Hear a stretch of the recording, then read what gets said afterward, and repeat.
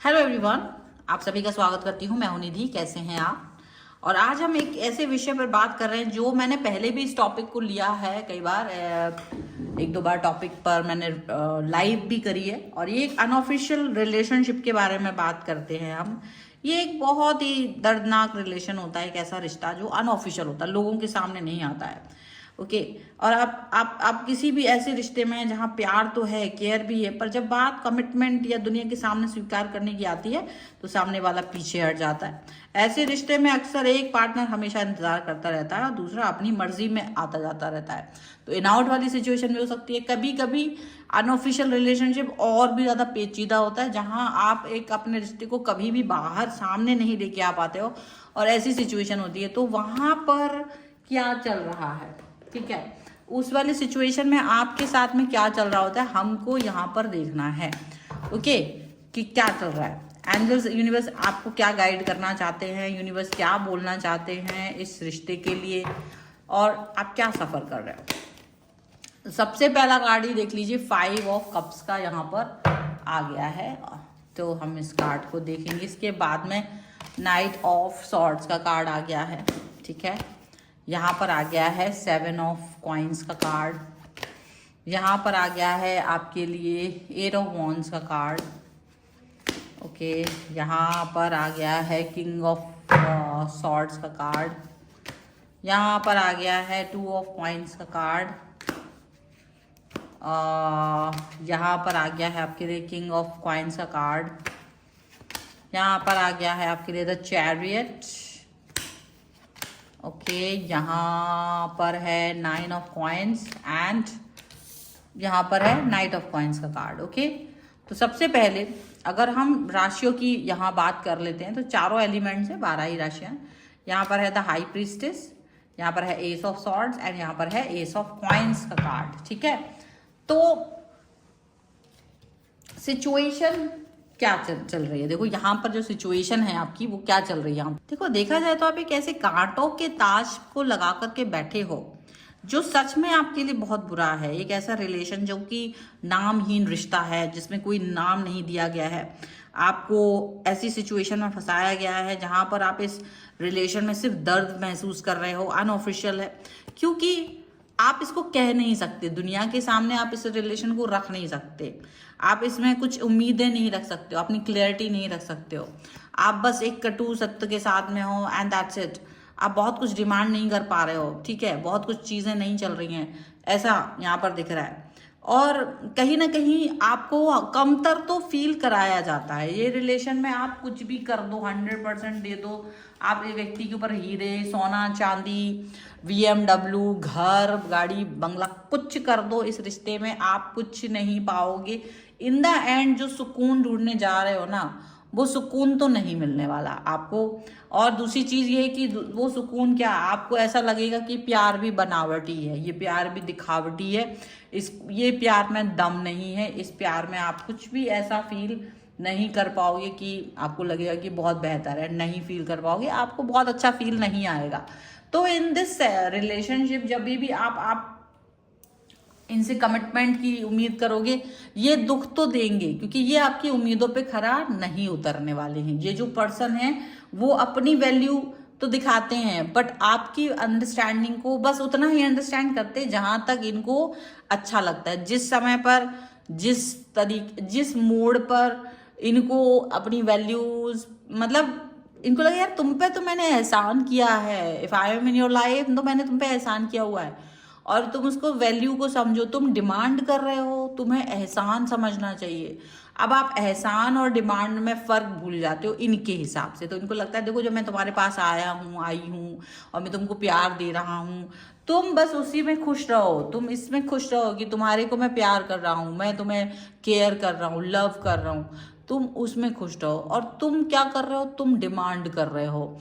तुम डिमांड करके कहीं ना कहीं अपनी औकात भूल रहे हो, और आप अपनी औकात से बाहर आओगे तो ये आपको आपकी औकात याद दिला देते हैं। And that's what the pain actually.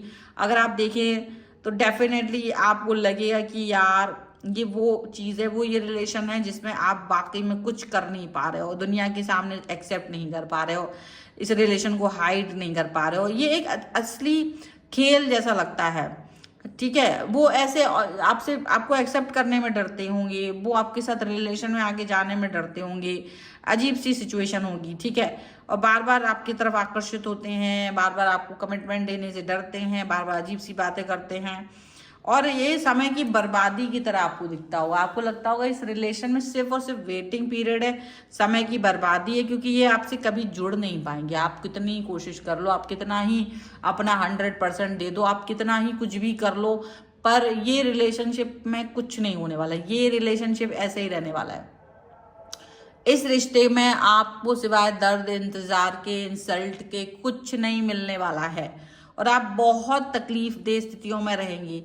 आप सम्मान के हकदार हो। आप ये बार बार बोलोगे कि मैं सम्मान का हकदार हूं, तो वो कहेंगे तुम्हें हम सम्मान दे तो रहे हैं, बस उतना जितना हम तुमको प्यार दे रहे हैं, जितना मैं आपको केयर कर रहा हूँ, जितना मैं आपके लिए कमिटमेंट दे रहा हूँ, बस उतने की डिमांड रखो, इससे ज्यादा की नहीं करो। इससे ज्यादा का उम्मीद तुम मेरे से नहीं रखो, तुम इसके लायक नहीं हो। अगर मैं तुम्हारी तरफ हूं, अगर मैं तुम्हें प्यार से बात कर रहा हूं, देन इसको तुम मतलब आप अपने तक रखिए। अच्छा, ये रिलेशन में आपको बड़ा गंदा वाला फील आता होगा, आपको लगता होगा ना कि आप बस वेट कर रहे हो, स्टक हो।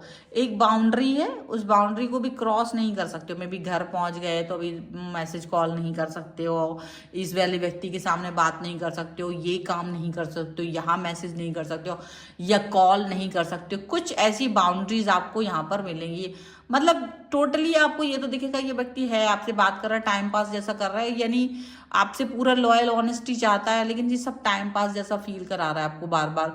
और आपको भी यही फील होगा यार टाइम पास जैसा फील हो रहा है, मुझे अच्छा तो नहीं लग रहा है, मुझे वो कंप्लीटनेस नहीं मिल रही है, ठीक है। लेकिन वो कंप्लीटनेस है ही नहीं और हो भी नहीं सकती, चाहे इस व्यक्ति ने आपसे शादी ही क्यों ना कर ली हो। अब इससे बड़ा बात क्यों ना कह दे कि कई लोग होते ना छुप के जाके शादी कर लेते, चाहे इस व्यक्ति ने आपसे शादी ही करना ली हो, उसके बाद भी ये आपको एक बाउंड्री तक तो रखेंगे, और इनको वो बाउंड्री में आपको रखना पड़ता है, इनकी मजबूरी हो सकती है कभी आप, लेकिन कितना ही कुछ भी हो, बट आप जब भी कुछ भी छोटा मोटा भी डिमांड करते हो और जो इनकी बाउंड्री से बाहर की बात होगी तो उसमें तो ये सब कुछ कर देंगे आपको।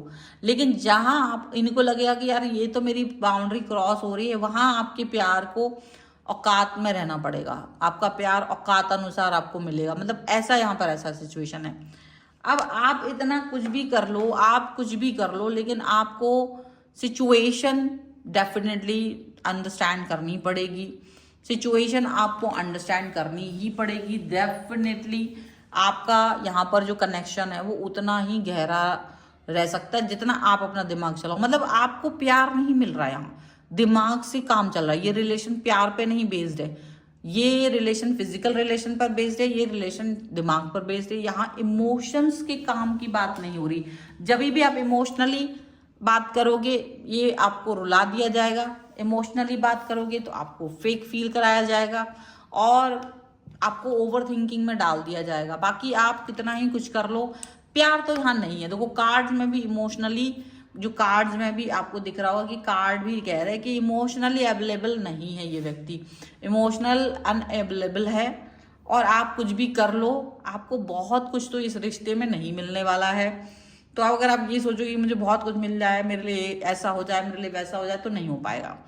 आपने गलत व्यक्ति का चुनाव किया है, आपने गलत चीज़ों का चुनाव किया है। तो जब आपने गलत चीज़ चुन ही ली है तो अब आप कैसे उम्मीद लगा सकते हो कि बहुत कुछ अच्छा हो जाएगा आपके लिए।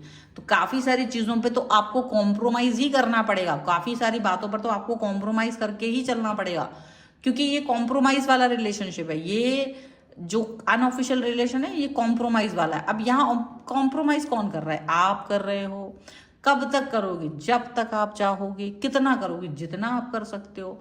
तो कब नहीं करना है कि करना है, ये एक बड़ी बात है। डेफिनेटली इस पर तो आंसर हमें ले ही लेना चाहिए। एंजल्स हमें क्या गाइड करती हैं कि भाई जब यहाँ इस तरह के रिश्ते में फंस गए तो क्या कॉम्प्रोमाइज़ करना चाहिए, छोड़ देना चाहिए, क्या करना चाहिए, इस रिश्ते में बाहर निकलना चाहिए कि नहीं निकलना चाहिए। सो एंजल्स क्या कहते हैं? बिल्कुल, is it safe for you to love,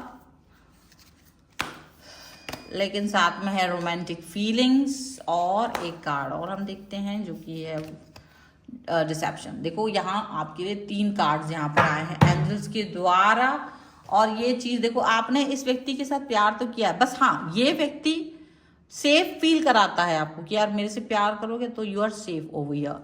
आप अपनी हर तरह की रोमांटिक फीलिंग को जो अपने दिल में रखते हो ना, हर तरह की फैंटेसीज, प्यार, सब आप इस व्यक्ति से कह सकते हो। लेकिन यहाँ पर एक चीज और भी है, डिसेप्शन का कार्ड डेफिनेटली ये चीज दिखाता है कि मुखौटा तो है, थोड़ा बहुत नहीं, बड़ा बड़ा सा मुखौटा तो यहाँ पर चल रहा है, और इस मुखौटे के पीछे का सच आप देखना नहीं चाहते, कभी कभी वो दिखाना नहीं चाहते।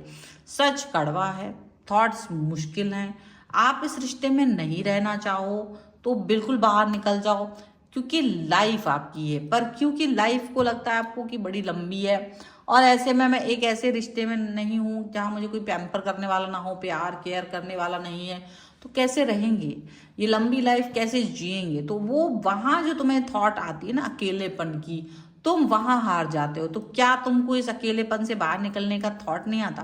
क्या इसके मतलब तुम बाहर नहीं आ सकते हो कैसे? तुम यू नीड सम हेल्प, उसके लिए आप मुझसे कनेक्ट हो सकते हो, और इस रीडिंग के को क्लेम करने के लिए आप लिख सकते हो अनऑफिशियल लव 1111, और आप मुझसे कनेक्ट होना चाहते हो तो व्हाट्सएप नंबर आपकी स्क्रीन पर है, और आप अपनी पर्सनल रीडिंग करवा सकते हो अपनी किसी भी पर्सनल क्वेश्चन के लिए, और आप इस रीडिंग पे क्लेम भी कर सकते हो, क्योंकि अगर आपको ये रीडिंग अपने जैसी लग रही है तो आप डेफिनेटली इस पर क्लेम कर सकते हो। ठीक है, सो आपको अगर ये रीडिंग पसंद आती है तो प्लीज बने रहिए, सब्सक्राइब कर लीजिए चैनल को। मिलते हैं एक नई रीडिंग के साथ जल्दी, तब तक देखते रहिए divine 7। Thank you for watching, bye.